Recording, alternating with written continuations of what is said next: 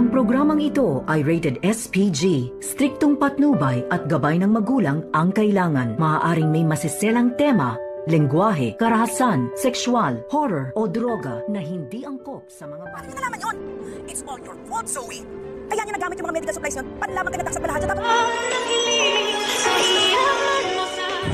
Tumawag nga itong si Moira dito kay Zoe at sinisisi ni Moira itong si Zoe kung bakit nakatakas itong si Don Pepe dahil ginamit daw ni Don Pepe itong mga equipment na dinala ni Carlos dito nga sa kanya. At nagtaka itong si Moira na kung bakit nalaman ni Don Pepe ang mga ganong gamot. At dito naman na sumagot itong si Zoe na wag na daw siyang sisihin. Importante ay mahanap daw nila itong si Don Pepe. At dito naman nagbabanta itong si Moira kay Zoe na kapag hindi daw nila mahanap itong si Pepe at kung makapagsumbong ito kina RJ at Giselle, tiyak na magdudusa daw sila ni Moira sa kulungan. Tila kinabahan naman itong si Zoe nang sinabi ni Moira ang mga ganon. Kaya naman agad na binalikan ni Zoe sa kotse itong si Don Pepe at dito niya hindi inasahan natama nga itong si Moira. Nakapagsumbong na nga itong si Don Pepe dito kina RJ at Giselle. Subalit ay hindi nga alam ni Zoe na kung narinig ba nila Giselle at RJ ang sinumbong dito ni Don Pepe na ang nagpakidnap daw sa kanya ay walang iba kundi itong si Moira at itong si Zoe. At dahil sa galit ni Zoe ay dito naman napilit na kinuha ni Zoe ang cellphone na hawak ni Don Pepe.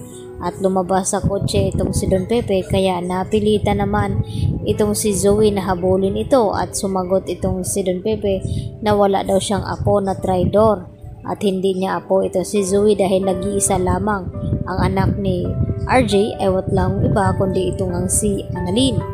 At dahil dito napilitan naman na maitulak ni Zoe sa bangin itong ang si Don Pepe. At pagkatapos na gumulong-gulong itong si Don Pepe ay gulat naman na napasigaw itong si Zoe at hindi na niya alam ang kanyang gagawin.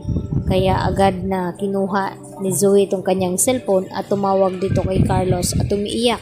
At nagtanong naman itong si Carlos na kung bakit napatawag at umiyak itong si Zoe. At dito naman na inamin ni Zoe na hindi daw niya sinasadya na maitulak daw itong kanyang lolo Pepe sa bangin. At baka nga natuluyan na ito. Nagulat itong si Carlos. Kaya nagtanong itong si Carlos kung nasaan daw itong si Zoe ngayon. Kaya agad naman na pinuntahan ni Carlos itong si Zoe. At wala namang kaalam-alam itong si Carlos na nasundan pala ito ng mga pulis. At dito na nga tiklop itong si Zoe ng mga pulis. Lalo pa at nalaman agad ni Annalyn na natagpuan na itong kanyang lolo Pepe at nakapagsalita ito na ang tumulak nga daw sa kanya ay walang iba kundi itong si Zoe dahil ang nagpakidnap sa kanya ay walang iba kundi itong si Moira at kasabuat nito itong si Balahadya. Kaya agad naman din na nireport ni Annalyn dito kay RJ at Giselle ang nangyari kay Don Pepe nang matagpuan niya nga ito na nakasakay na nga dito nga sa ambulansya itong si Don Pepe at dalhin sa ospital. Kaya nag-aalala naman itong si Annalyn na kung baka mapaano daw itong kanyang lolo. Kaya nang malaman nila RJ at Giselle na natagpuan na nga ni Annalyn ng kanilang lolo, agad nagtungo ito at dito na nga nila napag-alaman na ang may pakana ng lahat sa nangyaring iyon ay walang iba kundi itong si Moira at Zoe at kasabwat din nila itong si Balahadya.